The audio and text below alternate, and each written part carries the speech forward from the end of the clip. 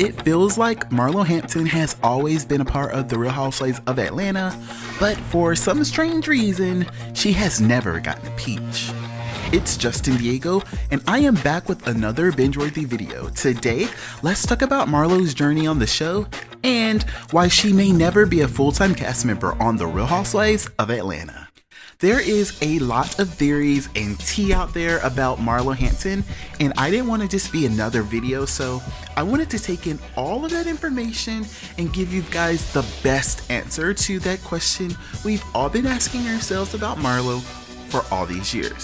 So in this video, we're going to talk about why Marlo is even in the mix at all, where she went wrong, and be sure to stay and watch to the end of the video to find out if I think there is still room for redemption. Marlo Hampton stepped onto the scene in season 4 and she immediately clicked with NeNe Leakes.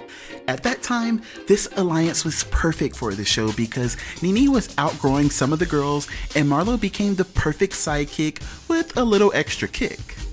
How she was able to get through the casting process with all of her criminal history is still unknown, but some of the ladies definitely had a lot of fun throwing it around as fun shade. Marlo blames a lot of her problems on the fact that she was new to reality TV.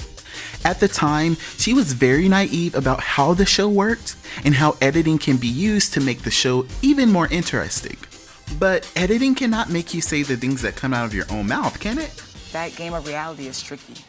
It's super duper tricky. You have to definitely both see eye to eye, be aware, and you lose friends. I mean, as you see in reality TV, there's families that are separated and divorces and suicides, and it was just a learning experience. There are a lot of things that Marlo has said on this show, like her rant about Kim needing to measure the size of her own hole, or even the comments about African girls needing to perm their hair on the Africa trip. But one of her lowest moments on the show was when she offended the entire gay community by dropping the F-bomb. Here's the thing, our society is already sensitive about some of these issues, and although we've come such a long way, Marlo's remarks could have had some serious negative effects on the success of the show. Here's why. TV shows are made possible by sponsors who are willing to be associated with the show. So when you're watching The Real Housewives of Atlanta and you see ads by Tylenol, Clorox, Walmart, or any of the other brands that you may see while watching an episode of your favorite show, these are the people who give the networks a lot of money to create content that you want to see, which creates opportunities for them to convince you to buy their stuff. It is exchanges like these that make the world go around. So when Marlo says things about any community that can be considered hate speech, those brands run the risk of being associated with that negativity and instead may opt to pull out altogether. And that's exactly what can't happen. When advertisers pull out, shows don't get the money they need and risk being canceled. It's that reason why the scandalous show Sorority Sisters was pulled from VH1 back in 2015 after the backlash that led to sponsors pulling out and some of the girls being expelled from Delta Sigma Theta.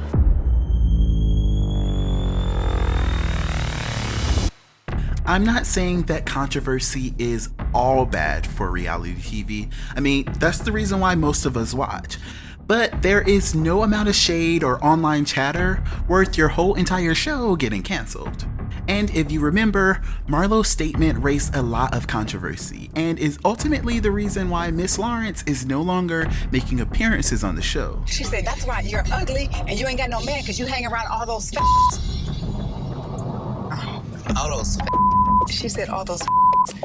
The way she said it was like so hard, like it really pissed me off. During that season, he was very open about his frustrations and later talked to BET about feeling like he was the token gay guy. In that interview, here's what went down. Some people have felt that some of the women of the Real Housewives of Atlanta are unconsciously homophobic. NeNe saying queen, Portia getting caught with her anti-gay video a couple years ago, and Marlo saying the F word.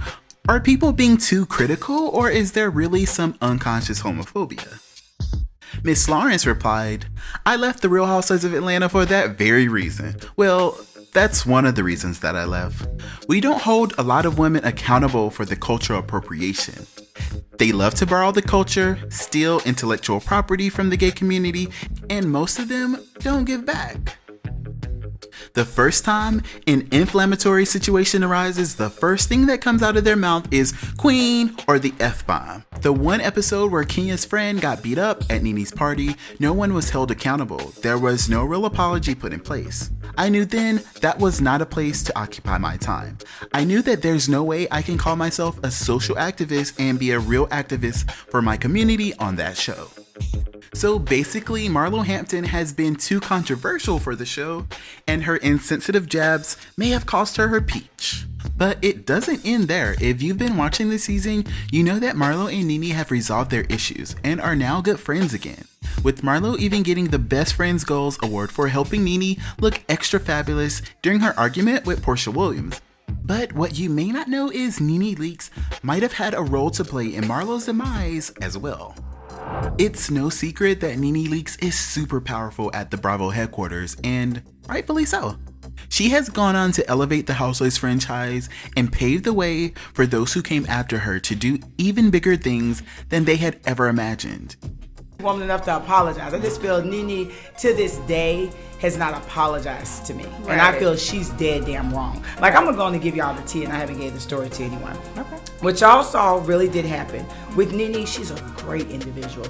She has energy like no other. Like, I literally took her as a big sis. Mm-hmm. And NeNe is not as tough as she appears. She's really a sweet, genuine person. The only thing with her, she has to be the boss. And that was going to be a problem with us.